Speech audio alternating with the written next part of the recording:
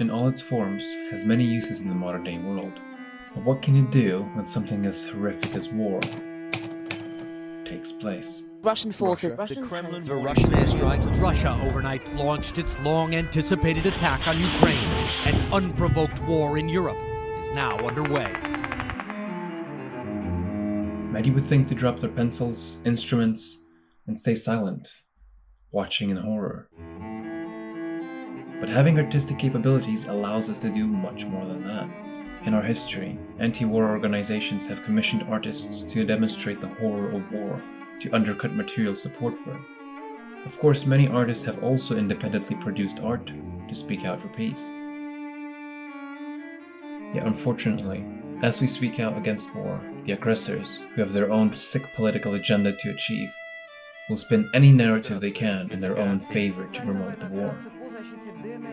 Such monarchs, dictators, and elected world leaders commission artists to create propaganda to sway public opinion and urge them to make material sacrifices needed to sustain wars.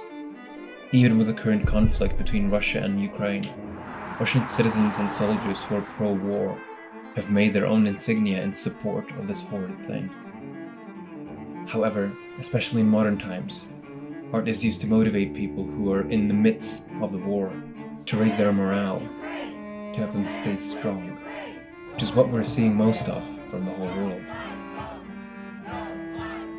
Art such as this has been used to collect donations for soldiers injured in the course of battles, and to provide aid to refugees displaced from their homes after the wars have ended. Even the weapons of war have been utilized by artists to create art. Art pays attention to things that otherwise would go unnoticed. Art doesn't have to be painted, written, carved, illustrated. Those are only just forms of art. Singing is a form of art. Comedic skits are a form of art. And most importantly, storytelling is a form of art. And who knows storytelling better than news broadcasters? This art form of storytelling is the most influential device of this decade when it comes to swaying public opinion. Russia, with its pro-war coverage of the situation,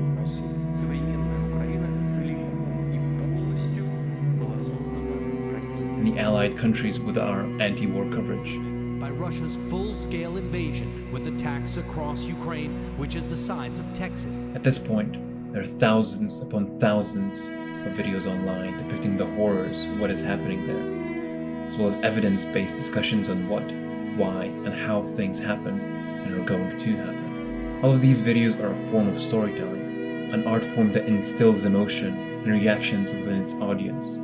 Art there is to promote war, to oppose war, to motivate the victims during the war, to recover from war. And especially, art is there for the documentation of a war. As crucial art is to war, it is incredibly important that the documentation of one war does not become less or more important than any other war. A prime example is the wars being waged in the Middle East, even right now. Air raids are constantly happening there, yet the coverage is minimal. The war with Ukraine and Russia highlighted how much we care about conflict, when people who, quote-unquote, look like us are the ones being killed.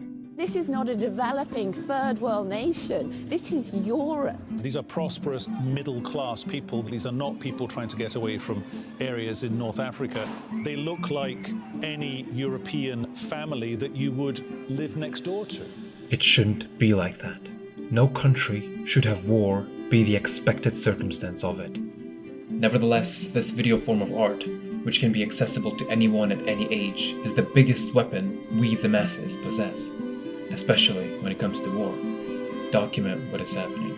Pay attention to things that otherwise go unnoticed. Post videos, share tweets, comment, live stream the events, anything that could get as many eyes as possible so we can stop this war as soon as possible. Make the aggressors see that nothing they do is turned a blind eye to. Everyone is looking, and everyone will make sure that all these atrocities are not forgotten. Art remembers, and so will we.